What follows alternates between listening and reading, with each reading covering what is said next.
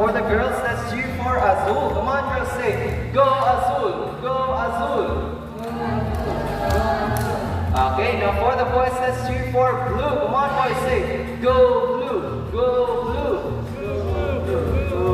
Okay, so, PJ, ready? How about you guys? Are you ready? Ready! Ay, what may naninong? Are you guys ready? Ready! Okay, so first ready?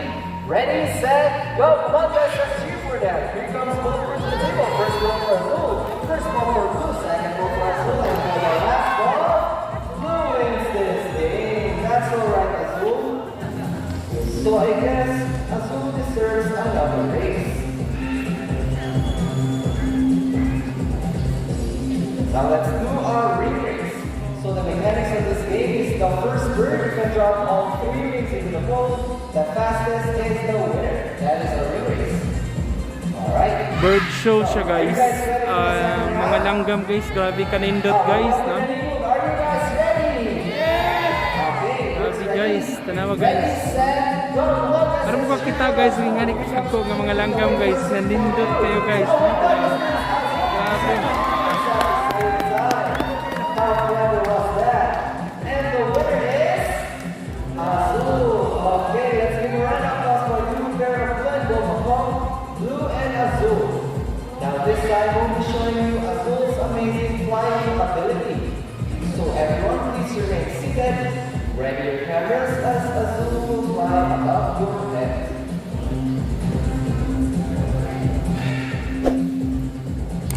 Now Blue and Azul are both blue and gold macaws. They're a member of the large parrot family. They can go up to 80 centimeters in length and can live up to 70 years old. Now their scientific name is Ara. Now guys, did you know that parrots are monogamous, meaning they only have one partner in their entire lifetime? Sana all. Grabe guys. Also, they're very social animals. They Makuyawan ta kay basig mulupad og layo pero tawa guys.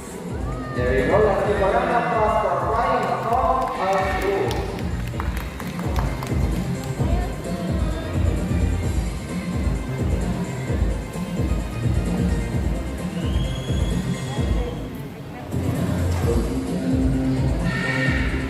Now guys, who here loves math? Everybody knows addition, right? Well, the next part of the show will leave most people baffled and amazed, even as trainers.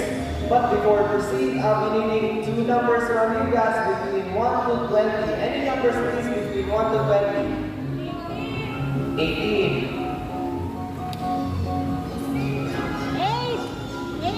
8.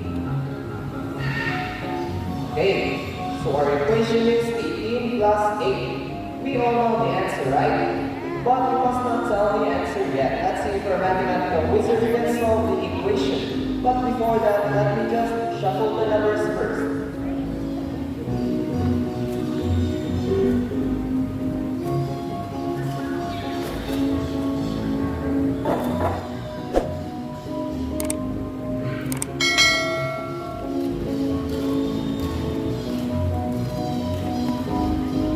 Okay, now everyone, let's all meet our mathematical wizard, Snow. There she is, our Molucan cockatoo Snow. Scientific name is Cockatoo monocensus. Okay, nakuyawan si Snow. Grabe guys. Now these birds can be found in eastern Indonesia and they're the largest among the white cockatoos. Let's go, Snow.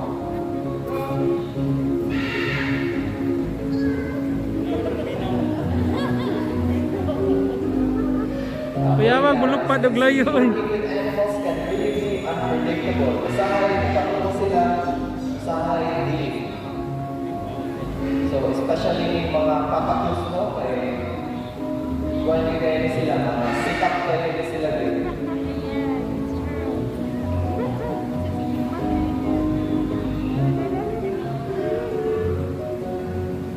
Kaya si Snow, kaya mura na siya bata. Kaya once na siya sa cage, sabak kayo na siya, ipakakita siya ng tao, magpatagal na siya. Pero if wala yung tao dito sa ilang cage kay inom na kayo na siya. Okay? There you go.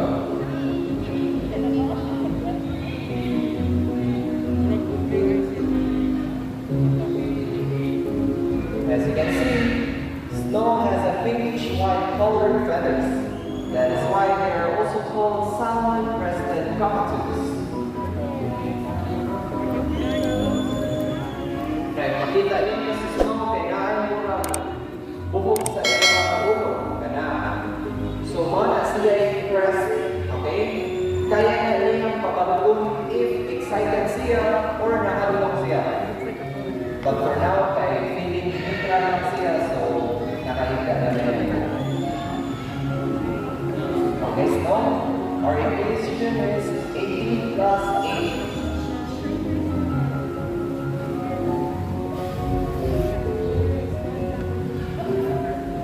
Okay na? Alright, now please solve the equation for us. There you go, snow gets number 2. Good start, snow.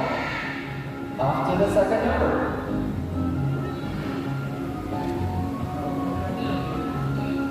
There you go, so 18 plus 8 is equals to 26. Let's give a round of applause for that. Grabe.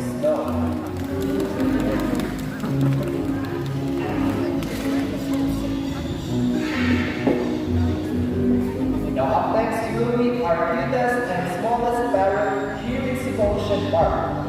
Okay, now everyone, let's all welcome our eclectus parrot, Red. Okay, bago to na natin si Red.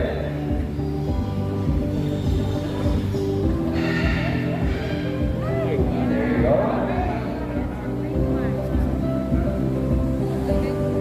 Now Red is an eclectus parrot. Now eclectus parrots are very unusual in the parrot family. That is because of their extreme sexual dimorphism, meaning you can easily distinguish if it's a male or a female parrot. Now Red right there is a female parrot. That is because of her bright red colored feathers. Now as of the males, they have bright green colored feathers. So red means female, green means male. Now eclectus parrots can approximately live up to 30 years old. Meanwhile, our macaws right there in the back, they can live up to 70 years old. Alright, there you go. So that is it for our smallest parrot in Ocean Park, our eclectus parrot, Red. Now parrots are going to be intelligent and perceptive. That's why we continue to enhance their skills so that they won't get bored. Now guys, do you remember playing this game when you were kids? Now let's call him Bandit once again. He's going to show us how intelligent he is by putting all the shapes right back to the correct spot.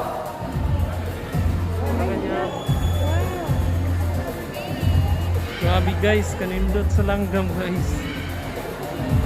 Isog tignaw.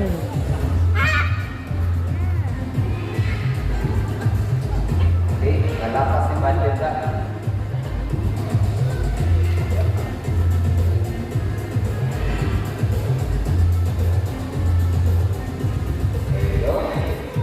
Now guys, take note that this shape box puzzle is a learned behavior, meaning this is not possible without Bandit's intelligence, memory, and perception. So they use this skill in the wild to find food and shelter.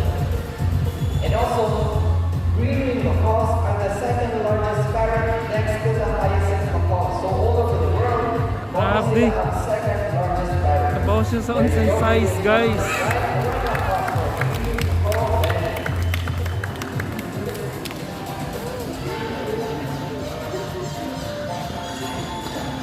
Now guys, I have here an object which I will hide under one of these 3 silver cups.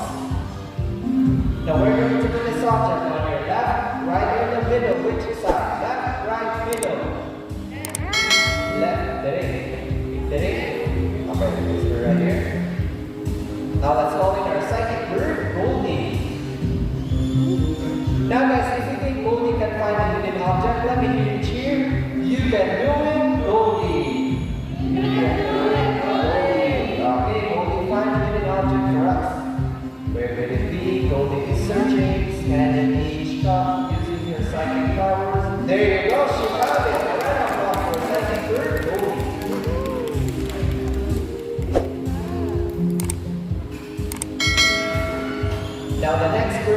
show you are very different from all the other colorful parrots.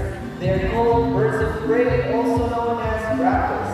Now, raptors came from the Latin word rapere, meaning to seize or take by force. These birds are characterized by the excellent flying ability and keen vision. So, all over the world, there are 446 species of raptors. Now, here in Cebu Ocean Park, we have two kinds of raptors. We have a Brahminic kite and a Philippine serpent eagle. So, first off, let's all about our Brahminic kite kingdom. Now, Brahminic kite scientifically known as Aliaster eagles. These birds can be found in Eastern Indonesia, Southeast Asia, Australia, and even here in the Philippines. In Australia, they're called sea eagles. Meanwhile, in the Philippines, they're locally known as Lawin or Banog in the Visayas region. Banog. Okay. Alright, let's give a round of applause for our Brahminic kite kingdom. Now guys, if may you have birds of prey, one sila mga birds na found on meat or other animals. One sila mga eagles, vultures, hawks, and owls. Okay? Alright. Now up next, let's all welcome our Philippine serpent eagle, Freddy.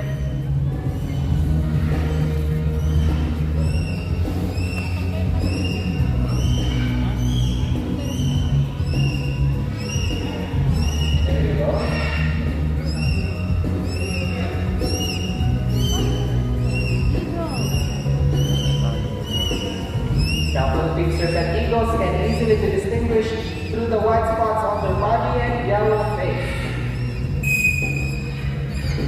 Now their scientific name is Pylornis holostinus. And also just to clarify, Philippine serpent eagles and Philippine eagles are two different birds, okay? You need to see a Philippine eagle. A Philippine eagle is 3 times bigger than it. Yeah.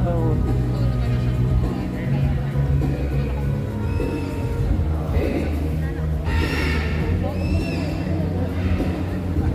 And also just a fun fact, Freddy and Kingdom are both resident birds, so they're related by the DNR.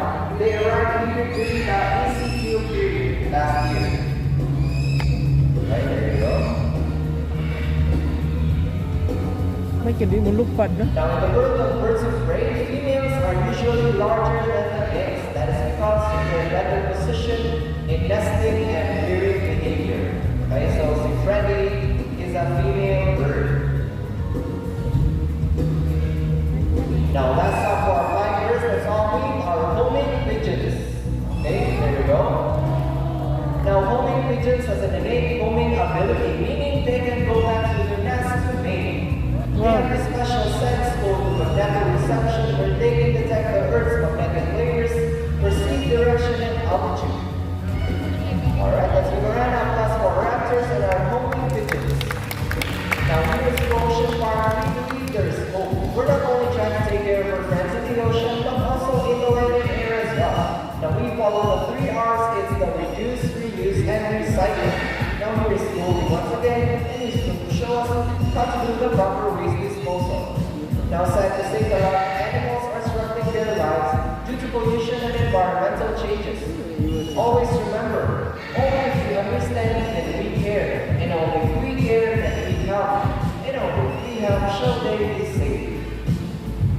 Last trash will leave. There you go. See if Goldie can do it, then so can we. Ladies and gentlemen, we hope you enjoyed our show. Are the animals spectacular? Well, in our own ways, no matter how small the effort, let's take action in saving them from extinction. And please, let's do our part in saving this world, because remember, this is the only home we got. Now, let's present the animals and pictures that make the show possible. We have gentlemen right here at the DJ. We have Freddy, our Philippine serpent eagle with his DJ. And here with me is Goldie, our blue and gold hawk. This is me again, Irvin, your host for today. Thank you so much for watching and goodbye. Thank you everyone. See you. Salamat.